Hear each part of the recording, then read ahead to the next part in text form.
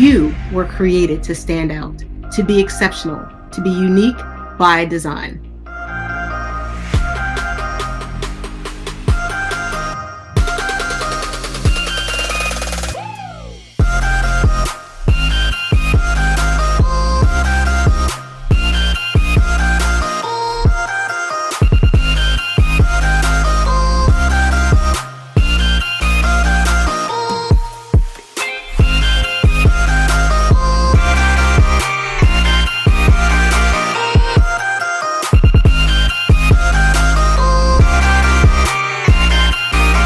So welcome to Exceptional Living.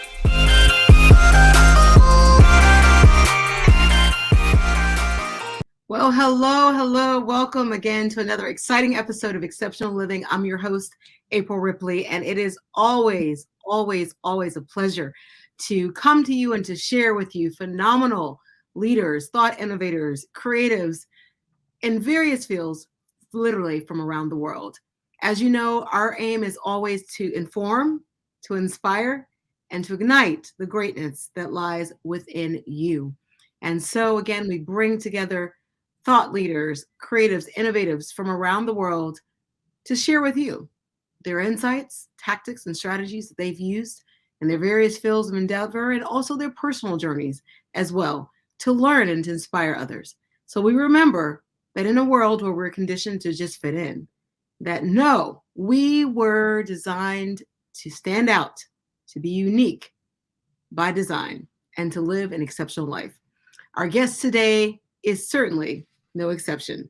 Dr. Elaine Bryan, real estate broker, motivational speaker, corporate liaison, and philanthropist. Dr. Elaine Bryan is the Honorary Consul of Jamaica in Atlanta. She is the owner of Elaine Bryan Realty and was selected as a real estate broker expert to comment on HGTV's Fine Living channel's What You Get for the Money. Frequently asked to supply content as a columnist, Dr. Bryan is the author of many financial freedom columns. She is a Northwestern University, the University of West Georgia, and Leadership Sandy Springs alumni. And she has been acknowledged globally and is a recipient of the Mayor of Atlanta Phoenix, Judge Glenda Hatchett Mentor, USA Presidential Gold, and Picture of Noble Health Leadership Awards recipients. She's a registered Microsoft Education partner, and she's developed and established mentorship programs that serve Caribbean students in the USA and throughout the region for more than 15 years. One of Dr. Bryan's strategic goals as Honorary Consul of Jamaica in Atlanta has been to nourish and further establish symbiotic relationships between the state of Georgia and Jamaica, whereby synergies for mutual opportunities can be explored. Expanding trade, investment opportunities is one of her highest priorities, and she engages daily and as she begins her 6th year of service. Dr. Bryan is forever guided by her trademark, the what approach. Yes, ladies and gentlemen, that's 3 whats, the what approach. What you do with what you have determines what you become. Ooh, can't wait to hear more about that in just a few moments. She is married to the love of her life, IT Director Gregory Scott Vernon Bryan. She is the first Georgia Consular Corps member to receive the United States of America's Presidential Award under the signature of President Joseph R. Biden. Ladies and gentlemen, Exceptional Living audience, please welcome our very special guest, Dr. Elaine Bryan. Hello, Dr. Bryan. How are you? Hi, thank you, Reverend Dr. April Ripley. I really appreciate you having me on this afternoon. Well, thank you so much. We are honored to have you, and looking forward to learning more about the what approach, and just hearing your story. You have quite a, and we didn't read it all in the bio for those who are listening because we wanted Dr. Bryan to share with you, but your story is remarkable. Your journey to where you are now, Dr. Bryan. And so I would just ask you to share a bit of that with our viewers. Yeah. Well, as you all know, I was born in the island of Jamaica, and I came to Georgia after graduating from Northwestern University.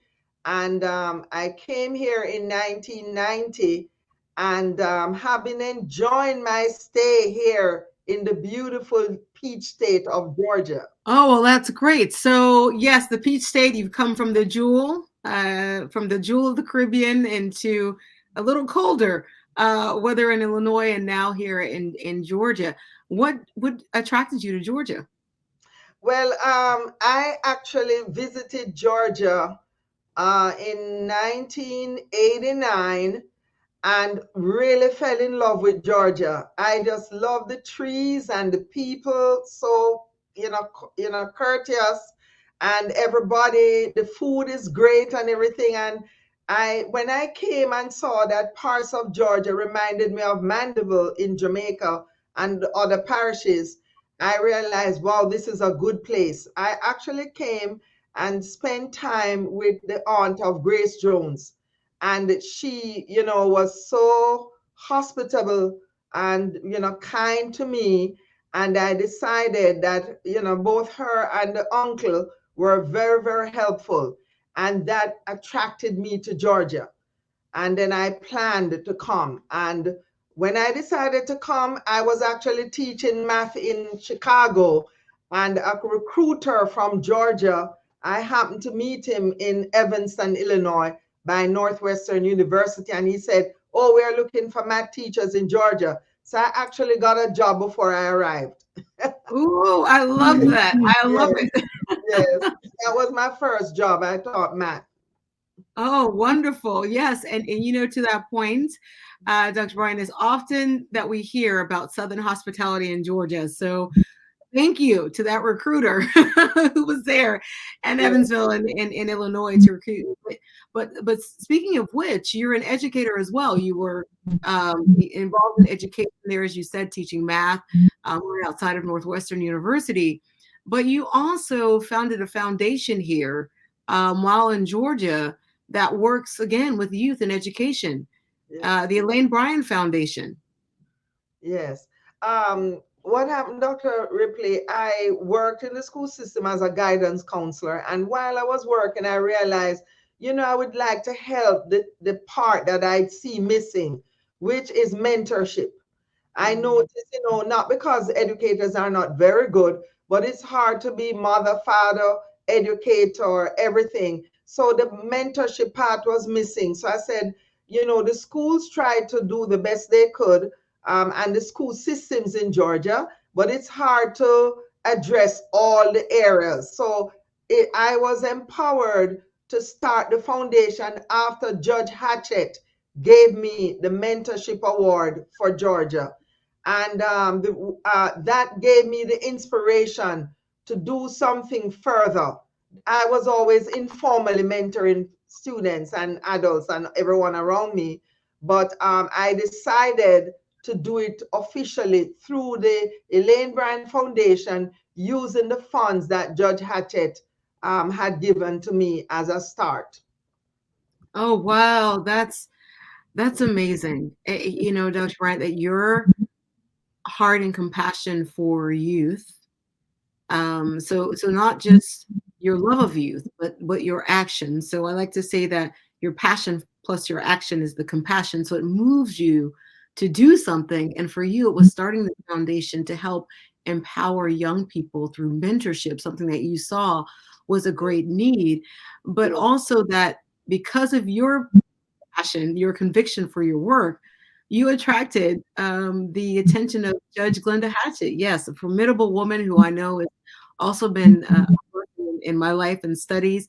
But for her to be a part and sponsor and support your work through your foundation, and that was just the beginning because now you've attracted some really large names that are known globally, organizations like Microsoft and even our local sports team here, the Atlanta Hawks. So, how did that happen? And wow. um, when I was working at Chambly Charter High School, Microsoft approached all counselors throughout the region to see if we could work with them. They were trying to get female in technology. And so they wanted, different persons. We had to go on Saturday and Sunday. And this happened like 20 years ago. And so I was very interested. I'm always interested in helping others. That's what motivates me. I get joy when I help somebody. And so I decided to go on weekends to Microsoft. That same lady who was in charge of that program is the same person today who has approved, submit and approved for me to come to Microsoft Corporation this summer to continue my work in the STEAM, science, technology, engineering, art, and math at Microsoft Corporation in Midtown. So it's a long relationship I've had with them. Oh my goodness, yes. And Dr. Bryan, just the heart and passion, and again that it attracted, the likes of Microsoft, which yes, just built a huge, building and work here in Atlanta. Wow. Can we clap? I think that deserves a hand clap, but certainly just your effort in I know that wasn't an easy task. You can't just say, hey, Microsoft, or they don't just always come to you. But what No, I have observed, Dr. Bryan, in just a few moments you shared your journey, is that you recognize opportunities that come. That when yes, opportunities come, it is important for us to recognize the opportunity that is before us, and that you did from coming to Georgia. Thank you.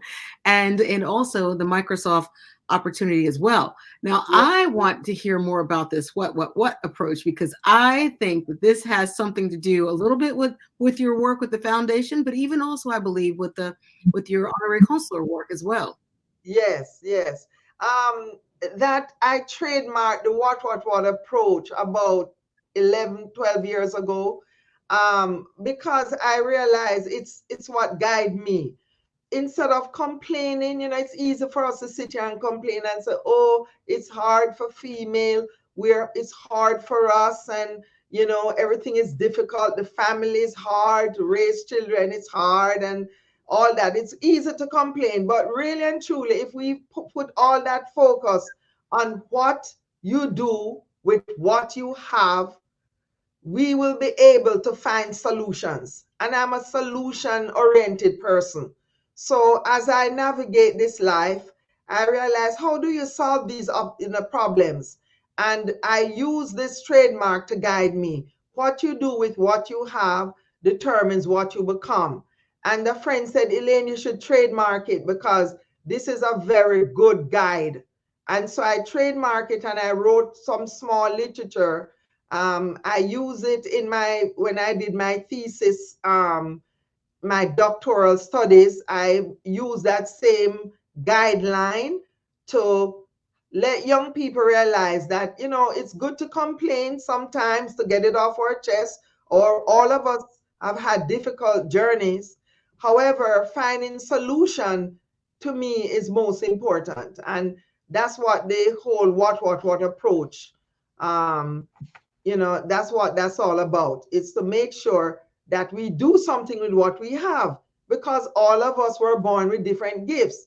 We shouldn't try to emulate somebody else, like, okay, this person plays very good basketball, I will be a baller because I like how that person. No, what you do is figure what your personal gifts are and do what you see you're good at, and don't try to block others either, because we are not that powerful to block people with their gifts. And that's how I live my life, Dr. Ripley. Oh, I love that. What do you have? What you can do with that, and that'll determine your success, what you become. And that's really salient, Dr. Bryan, because you recognize that all of us have a gift and that we don't have to compare our gift to someone else. But what we do have, we work with what we have, we develop it, we hone it to be better, to reach more, to impact more. And in the spirit of Ubuntu, right?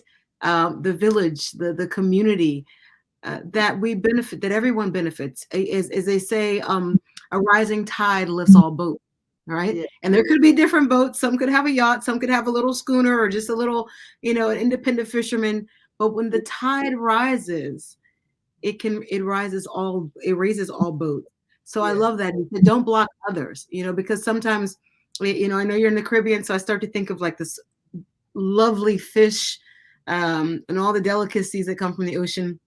And one of those, I don't know if you would call a crab delicate, but you don't want to have this crab syndrome, that we talk about. Someone gets up and we're pulling them down, like you said, by comparison or saying things about them. But we should, as you say, support them and Yes, encourage them in yes, their gift, and because it works all together. yes, Uh, Dr. Ryan, your journey professionally, yes, you're a educator, businesswoman with the realty, foundation with the youth and mentorship, but you're also an honorary consul for Jamaica to Atlanta. Could yes. you share with us a little bit about what that means and what you do in that role? Yes. Um, as an honor consul, which actually October started my 6th year, um, I was selected in 2018 to be the honor consul for Jamaica in Atlanta, and what it means is I represent the current government of Jamaica in Georgia, and it's a very involved position in the sense that although I'm a volunteer, I took it seriously and decided to do it right. So what it meant is for the first 3.5 years, all I did was bottom level work, meaning the work that most of us don't want to do, which is a bunch of paperwork. The seat was vacant for about a year and a half. So I had a lot of backlog paperwork to deal with, meaning persons who need visas, work permit, citizenship, passport, emergency travel, authentication of documents, persons who need pension, and many, many other duties that I had to address. Sometimes persons are incarcerated and the family would like help to know how do they navigate the prison system, how do they get to be deported back to their country so that they don't have to remain in jail. These are the areas that I took seriously when I started the first 3.5 years. While doing that, however, there's also airport duty, which means when the official travel through Georgia, which Atlanta airport is the busiest airport in the world, and so it means that they travel through Georgia often. So I had to do that as a priority to make sure when my leaders come through the airport, I make that a priority to help them navigate the maze at Hartsfield Jackson Ooh. Atlanta International Airport. Also, when organizations have functions, they ask me to come and represent Jamaica. I also started a Jamaica Pioneer program 3, 4 years ago to honor the founding fathers among us and mothers who came here to Georgia from in the 60s, 70s, and did a lot of good when it was harder. So I make sure that they are my priority as well. Wow. Uh, Dr. Brian, just listening to that, I'm like, whoo. Because, and I'm glad that you shared the work because it's not just a title. Sometimes people think, oh, they're just a title. Well, there's work. And to hear the myriad of work that you do to support Jamaicans here in Georgia, whether it's good things like just renewing a passport or getting a visa, or it could be things that are a little bit more complex, like you said, arrest or deportation. And then you also have, the diplomacy side. And I know recently as well, the Prime Minister was coming through the airport and you were there to greet him and also ensure that, when he disembarked from the plane that he was greeted and welcome. And so working with, again, other organizations, as you do our Hartsfield Jackson Atlanta International Airport and their international affairs senior director, which also happens to be from Jamaica. So it takes a lot of work and coordination and, again, working together, but to the benefit and help of the society as a whole. And your Jamaican Pioneer Program, I certainly thank you for the invitation to be a part of that and to Yeah. celebrate and honor those who were, again, the pioneers, the trailblazers that came during a time that still was met with some unrest, uncertainty, but they came with a conviction of heart and spirit to make a difference in the community. And so I honor you for honoring them. And I'm sure those sentiments hold as well, not only with the Jamaican government, but also those here in Georgia in the diaspora. So thank you so much. Dr. Bryan, you have so many layers, so many great things. Um, I want to talk just for a moment about being a woman in government and governance as well. Some of the things that you've learned in the process, and maybe some things that you'll share with other women who find themselves in public policy spaces, government, whether it's local, at a municipal level, or even globally representing different organizations or their nation. Yeah. Yes. As a woman in leadership, I realized I had to build a solid base. I have been lucky to live in Georgia and to have met some very supportive persons. I have gotten more support than I'm even most people realize. I've gotten a lot of support from so many persons who helped me to do my work. It's very difficult as a woman. It's hard for men too, because we all have challenges. But I think I sit in gratitude today because of the layers of support I've gotten from persons at the base right up to the top of the society. And I just feel so blessed because I became a real estate broker. I was on HGTV. All of that helped me to have a base because without a base, it's hard for you to really work for others effectively. So I'm very grateful for my husband too, who is in technology, and as being a woman in leadership, I am fortunate to have a husband like who I have, because without that sort of support at home, I think it would have been impossible to lead, to be honest with you. So that's why I always give the men their credit, because without them, it would be hard, including my husband. Oh yes, and I love it because I've been to several of your events that you've done. I mean, just I remember certainly the 60th anniversary of Jamaican independence, and how you've grown this. It's not just the service, but it's also family. You have activities for family and for business, and so you've really expanded the reach and also the appreciation at different levels, like you said, from the base, but also intergenerationally. I've enjoyed my jerk chicken and festival on occasions, and certainly then the more formal events. But gratitude is so important, and I love that you talk about even from the base. And it doesn't mean, and grant me this, Dr. Bryan, to say I don't think that you meant the base of these people being lower than in a No, way, but I mean, just as a foundation that support you. foundation. Yes, Foundation means people like Judge Hatchett, the principals yes, that I had, when yes, I was in the school system, they were very helpful to me. Since I absolutely. became the honor council, some of my former principals have helped me. When I'm advertising things, they put it out there on LinkedIn. They do a lot of things to help me. So that's what I call my base, because I Yes, don't categorize people. yes, I'm for example, when I became honor council, people were wondering, do you know this one, Dr. Bryan? Do you know? I know I didn't know. I didn't know any of them because I had to go to Jamaica. I have so much work here with real estate, mm, foundation, everything. I don't get on the trips back and forth like many people think. yeah, So yes, basically, when I say base, I'm talking about all these supportive persons around me who form my absolutely. solid foundation. And Yes. I really am grateful to them.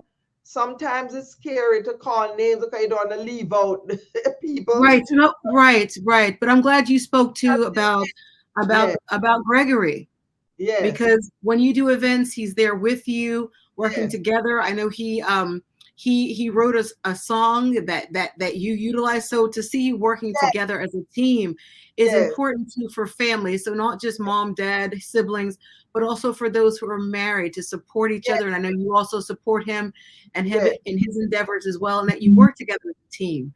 And yes, that is important, that you have that village and community that support you, yes, locally, but also internationally. So yes. yes, you do so much, Dr. Bryan, so Yes. much. Yeah, And I say too that I'm grateful when you nominated me for the award. I just want you to know that I don't take it lightly because see, I'm wearing the pin. Is it on which side? I'm yeah, wearing the yes, pin. Is it here? Yeah, that's it yes, here. Because I really appreciate all the support you give to other female because we gotta support each other. It's not a one-way thing. It's all about reciprocity, and I that's believe right. in it strongly. Absolutely. And I've seen you celebrate women and honor women. And so it's certainly my honor to have recommended you for it. The work that you've done speaks for itself, and you're continuing the work. It's not like you did this a few years ago and then you kind of streamed off. You've gone more just recently. You also took another group of youth in partnership that you have with again, our Atlanta Hawks, which is our basketball team here, and Yeah, Microsoft. So you're yeah, continuing the work, and you're not simply resting on your past laurels. They speak for themselves, but you're continuing to pour into others. And so I yeah, honor you for that as well. And, you know, this show is about living an exceptional life, Dr. yes, Bryant. And the reality of it is that all of us go through different things in our lives, uh, good times, but then sometimes not so good times. There are the detours, the delays, the disappointments. How have you worked through them? Or what are some things that you can share with us that can help us in those times of unmet expectations? yeah. I haven't had a lot of disappointment, to be honest with you, Dr. April. I was trying to figure what disappointment have I had. And the main thing is when I left Chicago, when you're at Northwestern University, it's a well-known university. So I had a lot of support and I was moving ahead fast in Chicago. Coming to Georgia, now it's almost like you start all over from the bottom. You know what I mean? Still, Mhm. that was quite a hurdle because people don't know you. They don't know of what you have achieved from when I was young. When I was a child, like a teenager, I was the head girl and president of my high school in Jamaica. So I started off, as a valedictorian. So coming now to Northwestern, it was very good. Everybody knew me. I used to be on the radio shows, and I was second runner up for Miss West Indies in Chicago area in the Midwest. And so I had a lot going for me in Chicago. Coming here, it was like, wow, my first classroom was a trailer, I wasn't used to that. So the main thing I did was just to humble myself and do what I needed to do. There's a lot of giving you have to do in this world. I did a lot of planting of seeds.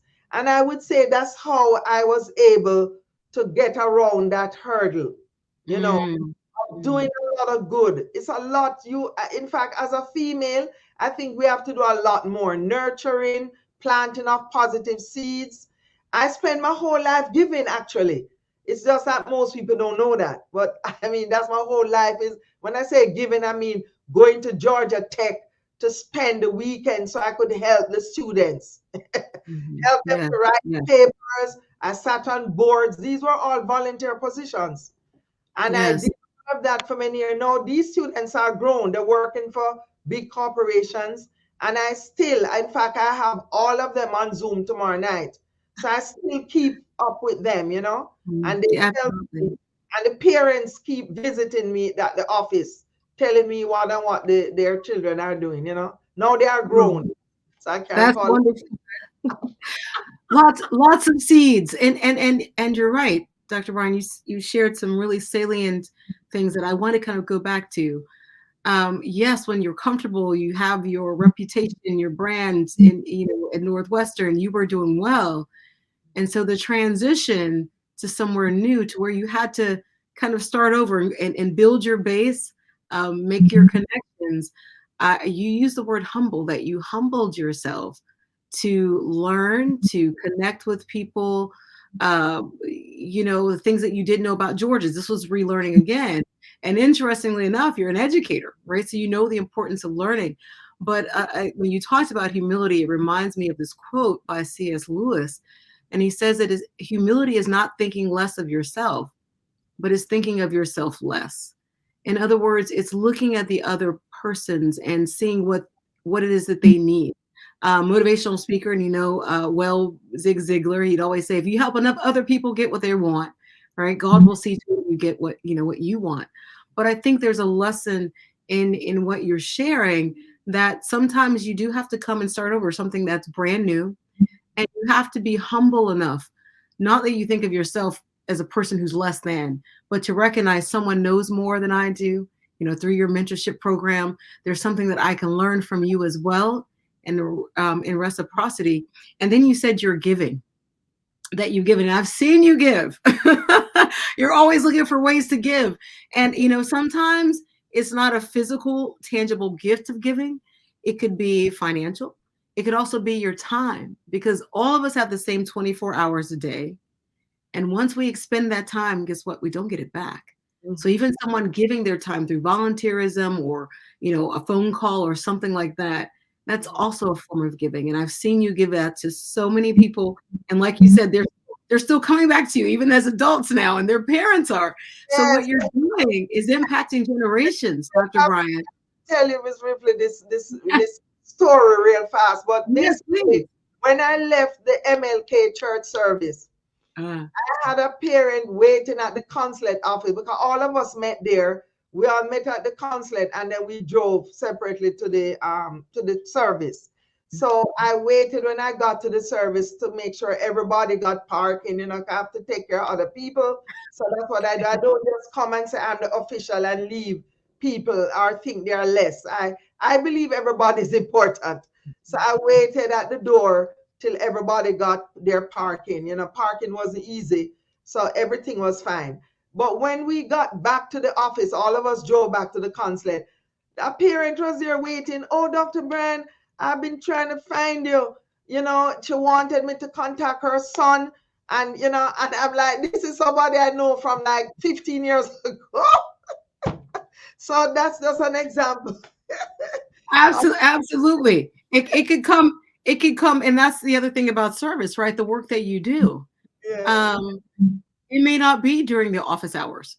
Yes. Or Monday through Friday. Yes. But because of your heart, you're willing to say, okay, it's a weekend.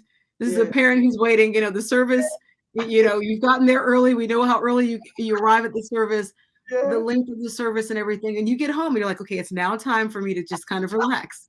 And here's a person at your office who's saying, help me, Waiting, and I said, and Dr. April Ripley, I really enjoy helping. And when I became Honorary Consul, I think some people misunderstood me and figure, maybe the title. Sometimes I don't even remember the titles. But honest with you, I don't feel anywhere about titles at all. All I want to do is serve. And when I'm appreciated, it's like such a good feeling. So many Americans, I have to tell you, it's a lot of Americans who have shown me love. I will never forget Mayor Shirley Franklin when I got the Phoenix Award. I didn't even understand what it meant, to be honest with you, Dr. April. I didn't know that the Phoenix Award was something significant like that. I didn't know. I know it was an award, and I know it was nice to get it. But it's afterwards, I said, wow, this is not something that they give a lot. You know what I mean?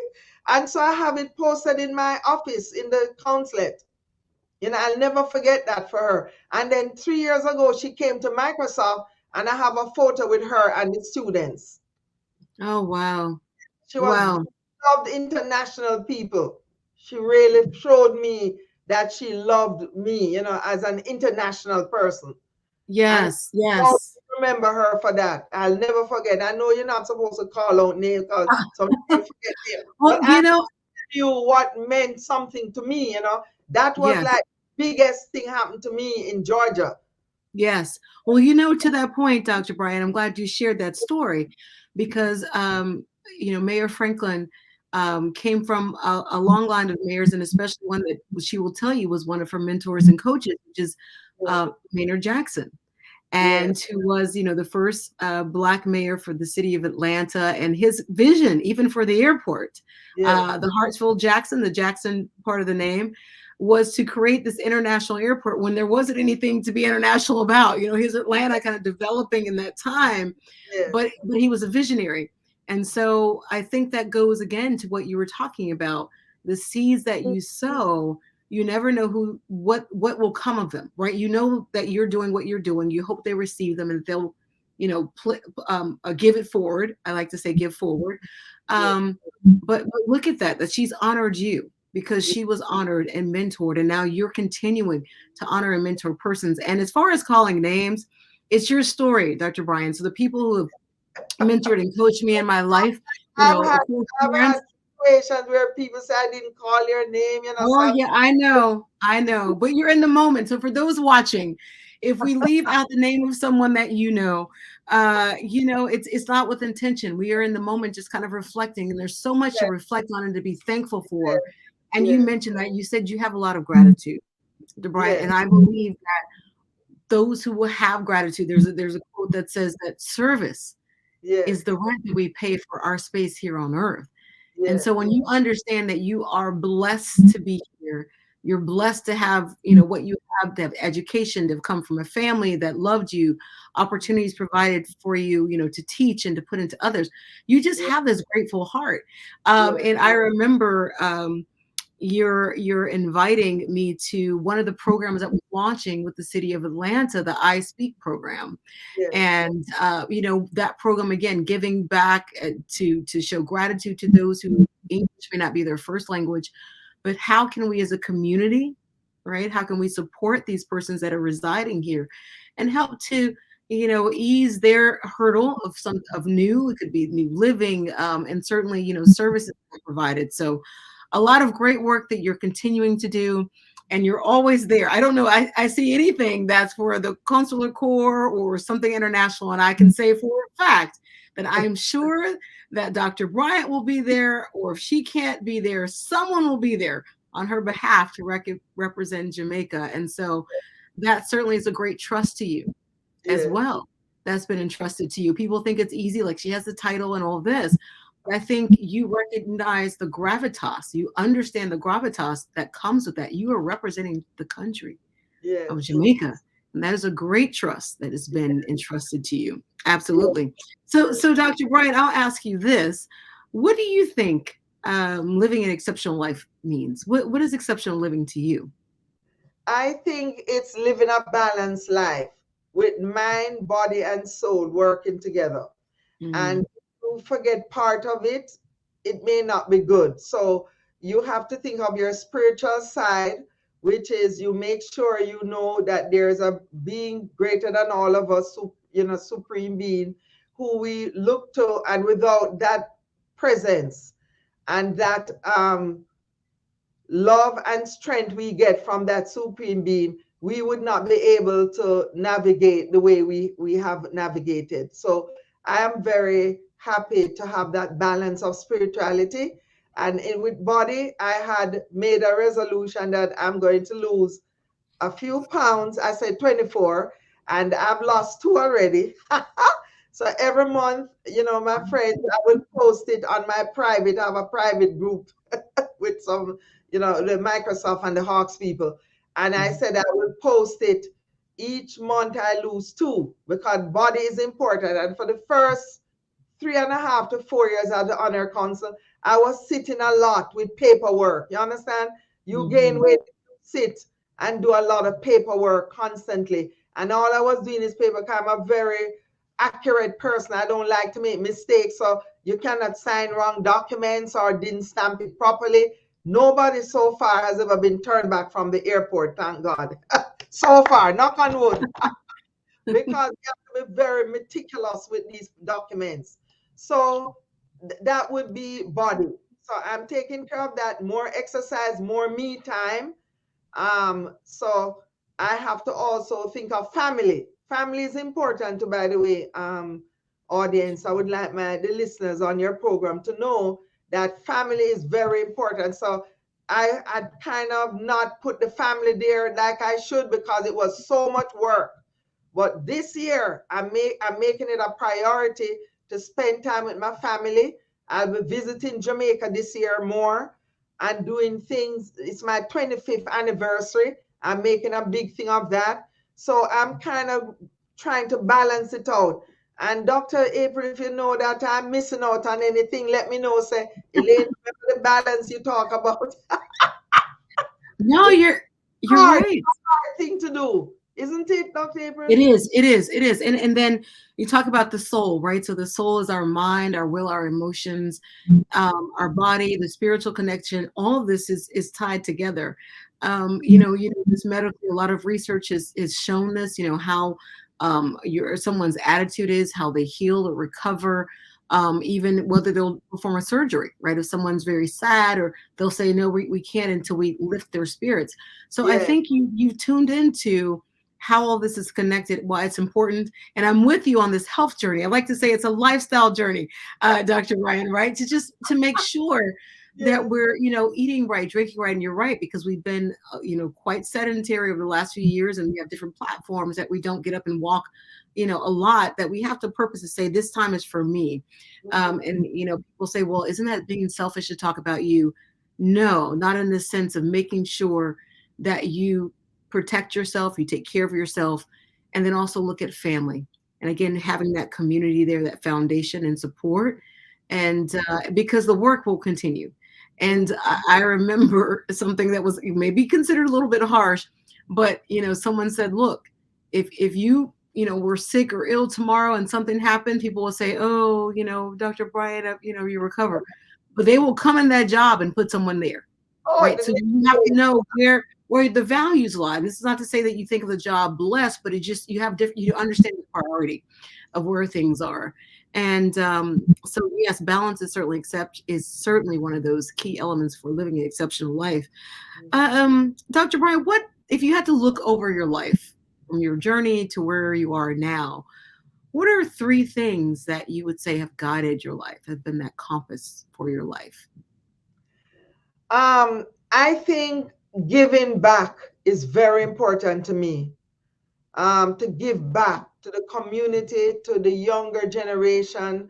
I just feel that's so important. The next thing that I think is you have to preparation.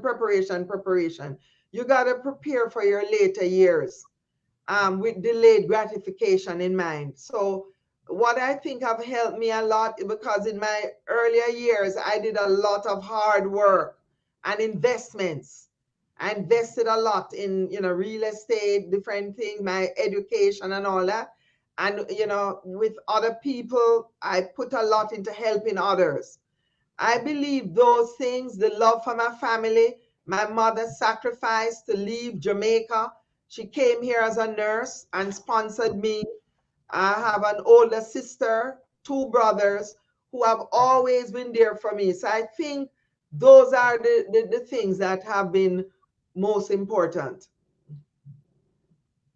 Absolutely. So you're really going back again into this foundation and importance of family. So we heard you talking about that, but that's because that's your experience, and you've lived it, and you continue to live it. So certainly family, giving back to others in your community, but also preparing for the future. I like to say that a wise person prepares for the future because Yes. it's coming, right?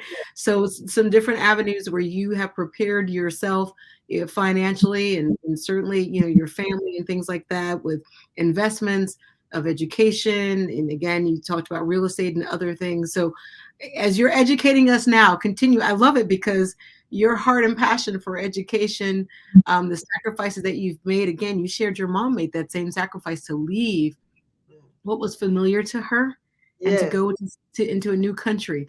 Yes. And so I see that kind of reflected in your leaving, one state to come to another. Yes.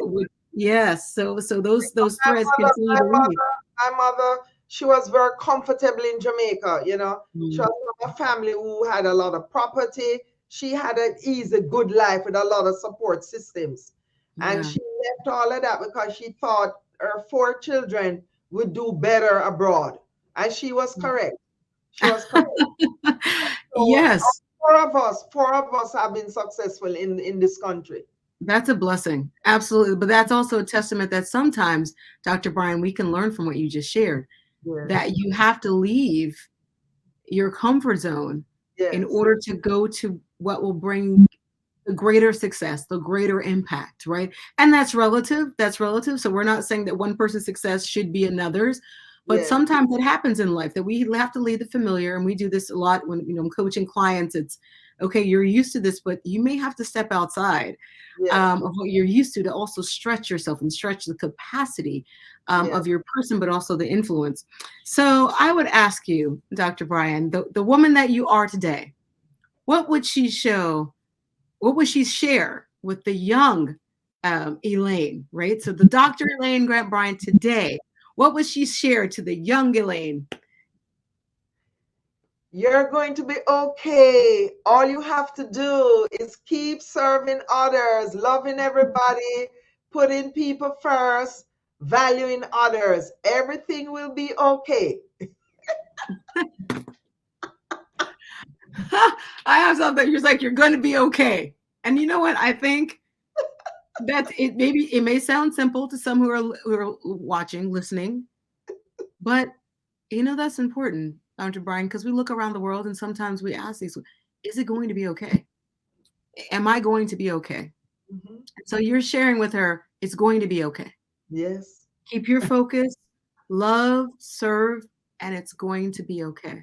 Yes. Absolutely. I love it. I love it. Oh, Dr. Grant Bryan, this has been a wonderful, wonderful conversation. You shared so many things that I hope that our audience has taken to heart of the different aspects of your life as a woman, as an educator, as a wife, and philanthropist, and all the things that you're involved in, even your governmental appointment. Mhm. We say thank you. Thank you for who you are. Thank you for your work. Thank you for your heart, your commitment. Yes, your commitment and your perseverance, because I Yes. know that's also a part of your work and why you continue to do what you do. And Yes. it's because of great conviction of your heart. So we honor you today. We celebrate you. And certainly our prayer is that all the things that you have in your heart, you will achieve, and that you will continue to enlarge your impact for others and leave not only an inheritance, but a great legacy Yes. with the work that you're doing, you along with Mr. Brian as well. So we thank you so much. Thank you for being a part of today's show and Yes. sharing your time with us. And may you also receive likewise. Thank you so much. Thank you. Thank you for having me come on the show. Thank you so much. Ladies and gentlemen, Dr. Elaine Grant Bryant, what a great conversation today. And I hope you'll take into to heart, literally, of what she shared, her journey, and that it's not always easy. Sometimes there are hurdles, but guess what? It's going to be okay. So I want to thank you again for tuning in today to this program. And be sure to like, subscribe, and share with others. And we remind you always that you were created to live an exceptional life, unique by design. Thank you for joining us. And until next time, God bless.